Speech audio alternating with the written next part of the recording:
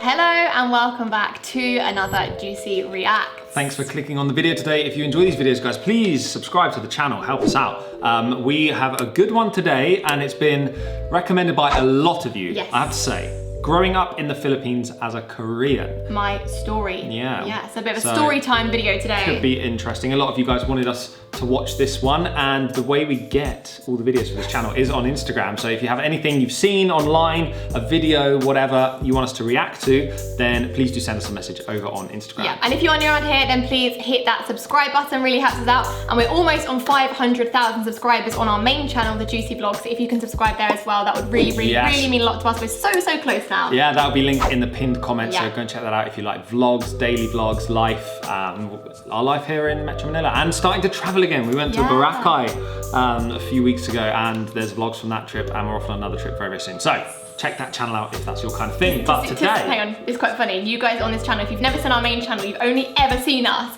sat here. So we do actually leave this desk. We do move around. It has been known to happen. There's proof on our other channel, so go and check it out. We don't leave here often, but occasionally we leave. Okay, are you ready? Yeah. 3, 2, 1. When was the happiest moment of your life? This is the question that I get asked for several times in my life.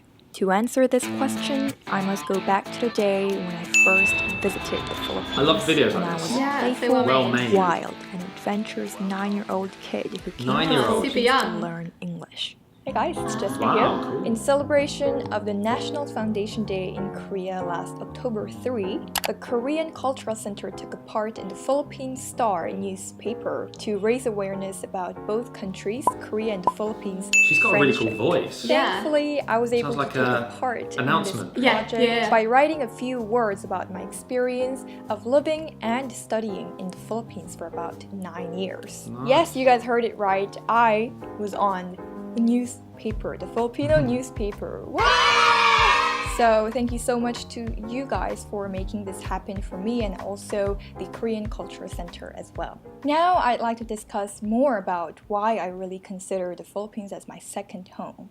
It was the winter of 2009 when I first flew to the Philippines. It was a very special 10 years trip before for we first me, came. as it was my first time going outside of Korea, and wow. also first time out. riding a plane. I was That's so also cool. excited to try the famous mangoes for the first time, as mangoes were something that I only saw in pictures or on TV. so Bacolod, cool. a small city with a peaceful Manila. and beautiful smile. This is where I first settled in the Philippines. Most of my childhood memories and Cool. the happiest That's moments of my awesome. life linger there. This is how my classroom in the English Academy looked like. We called this room cubicles, where we had one-on-one class with teachers. The idea of a teacher for me was someone who I had to look up to and obey to unconditionally, until I met my English teachers in Bacolod. I remember that they treated me with full respect, compassion, and warmth, despite nice. me being the foreign kid who never opened her mouth, because I did not know how to speak in English fluently by then. My teachers must be would so try hard. hard Yeah. to communicate with me by bringing up subjects or topics that I would be interested in, which was That's nice. food.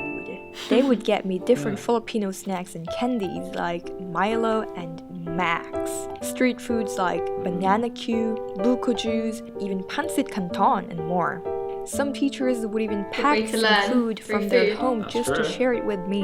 By this time though, I didn't even realize that what I tried were Filipino food. Food was just food, and I enjoyed everything because it was just so delicious.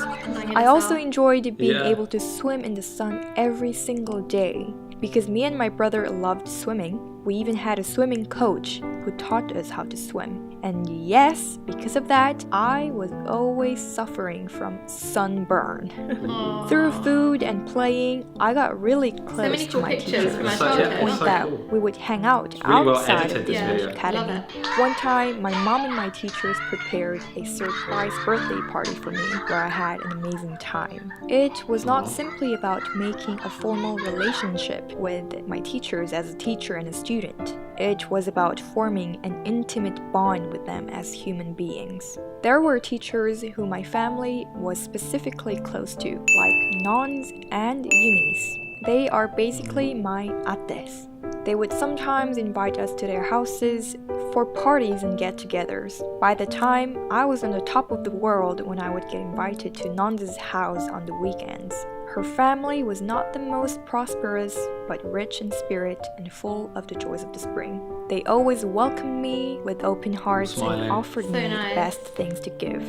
Delicious food, a warm bed, and most importantly, their precious time. I experienced my very first Filipino parties at her house, like on Christmas or New Year's Eve. This was the time when I realized for the first time in my life, integrated party. Bonding, sharing good food, dancing, singing karaoke, playing games, and simply having fun together with her family and neighbors taught me what it means to feel so nice to tell this story. Interacting like with her my parents knew she'd be a Filipino vlogger. teachers there in the most genuine way. I just saw myself fitting in the environment in the most natural way. They, my teachers, are the ones who fed my spirits as a child. They are the ones who just never really failed to make me happy. As time passed by, my family decided to move to the Philippines permanently in the year of 2011.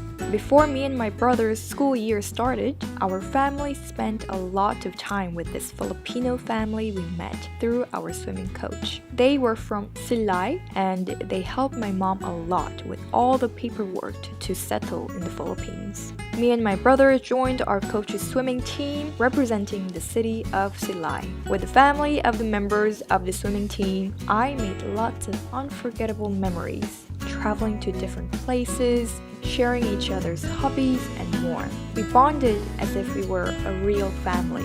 This is also the time when I naturally learned about the major characteristics of the Filipino culture. Not only learned, but actually practiced it as if I was already a part of the Philippine society.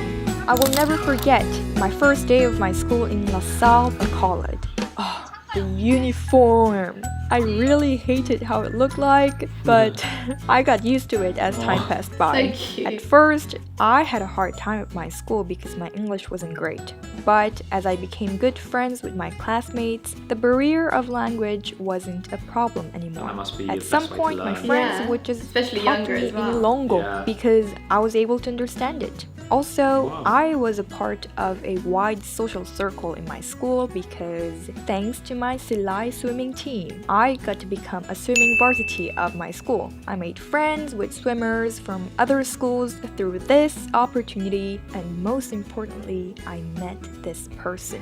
He was my new swimming coach in LaSalle, Coach Guangku, who would always make funny jokes to me to make me feel comfortable, as I was quite scared of him at first. As I got close to him, I remember I would always compare my height with him, waiting for the day I would get taller than him. But I don't want to sugarcoat all my words and say that everything about the Philippines was about the joys of the spring. Just like every other student, I had my ups and downs in my school life. I had crushes, MUs, if you know what that is, haters, and one time I even got bullied. I can go on and on about all the elementary days drama, but I'll stop here because if then this video will last for more than an hour. After my 6th grade graduation in 2013, my family went back to Korea during our summer vacation. And this is the time when I unexpectedly began my K-pop trainee journey. The rest of my family went back to the Philippines in June of the same year while I stayed in Korea with my dad. To learn more about my K-pop journey, please refer to this video popping up over here. I went back to the Philippines in 2015, but not in Bacolod anymore. Our family moved to the Manila area. Manila was a whole new world compared to Bacolod. They spoke in Tagalog, which had a stronger tone compared to a softer Ilonggo. When I first went to Makati, I could not believe how different it was from Bacolod again. The time when I went to an international school by grade 9, I suddenly started to think about the social environment of the Philippines, which was the enormous gap between the rich and the poor. I look at my right, I see shabby towns and children begging me for money in the streets. I look at my left, I see a fancy village with house gates as tall as the palm trees.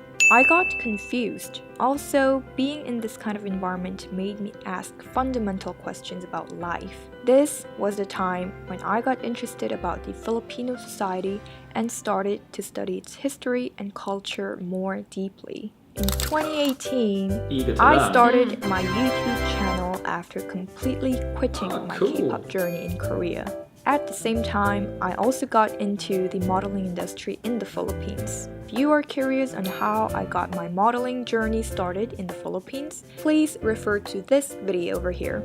As I got into the modeling industry and I also got to start my own YouTube channel, I was able to get several work opportunities where I learned not only even more deeply about the Filipino society and the culture, but also about the life being at work in a professional manner. The beginning of my work life in the Philippines allowed me to immerse myself into the Filipino society. So I wonder if she's here now. And at the same time, I also noticed myself getting more attached to the country because of how interesting the country was. I'd say we've got attached in terms of its history, its culture, the Filipino personality, it's such a good all place that. to be. It was, I would say, one of the most unique countries that I know of.